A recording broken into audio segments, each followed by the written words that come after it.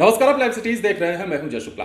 देश में इन दिनों एक चर्चा बड़ी तेजी से चल रही है। चर्चा कोई सियासी नहीं है, हालांकि इसे सियासी भी कहा जा सकता है क्योंकि इसमें सियासत से ओत-प्रोत भी बयानबाजी हो रही है। बात हम कर रहे हैं गौतम अडानी की, जिनकी इकोनॉमिकल कंडीशन खराब होने के बाद अब यह सवाल आने लगा है कि क्या एलआईसी का पैसा भी डूब गया, या फिर यूं कहें कि एलआईसी का वो पैसा डूब गया जो लोगों का था। सवाल उठ भी रहा है और इसी सवाल को कहीं ना कहीं केंद्रित करके बिहार में सियासत भी हो रही है। और इस सवाल के साथ जदयू के राष्ट्रीय अध्यक्ष ललन सिंह ने किस प्रकार सरकार को निशाने पर लिया है और क्या कुछ कहा है, आप उनके इस ट्वीट के माध्यम से समझ सकते हैं।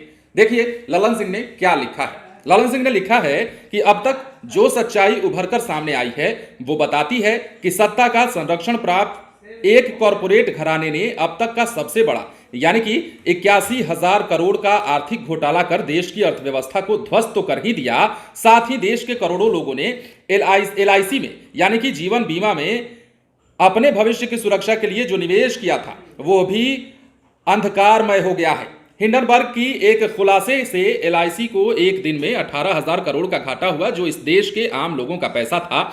इस मुद्दे पर सरकार संसद में बहस कराने से क्यों भाग रही है? मतलब दाल में जरूर कुछ काला है। और ये बातें जो हैं जदयू के राष्ट्रीय अध्यक्ष ललन सिंह कह रहे हैं, निशाना केंद्र सरकार पर लगा रहे हैं और कह रहे हैं कि सत्ता का संरक्षण प्राप्त एक घराना जो कि पूरे देश को अब संकट में डाल चुका है और इस पर सरकार जो है बहस कराने से क्यों भाग रही है। मतलब दाल में कुछ काला है, मतलब कोई ना कोई गड़बड़ी जरूर है।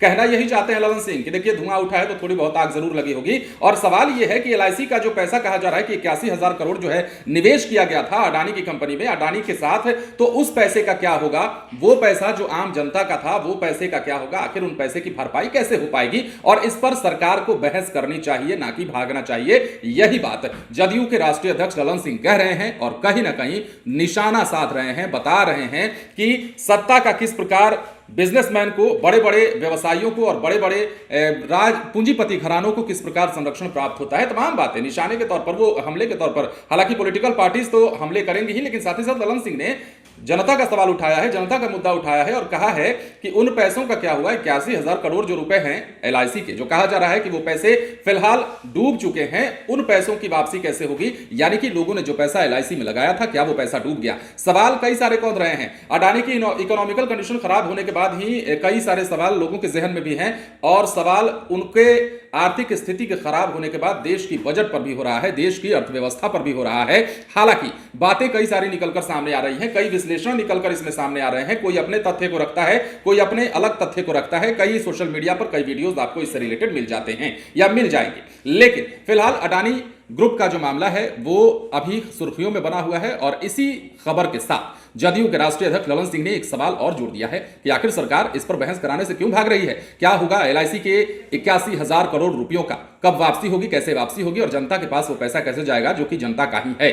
बने रहे लाइव सिटीज के साथ। यदि अब तक आपने हमारे चैनल को सब्सक्राइब नहीं किया है तो सब्सक्राइब कर लीजिए ताकि हम आपको खबरों से अपडेट रख सकें। धन्यवाद।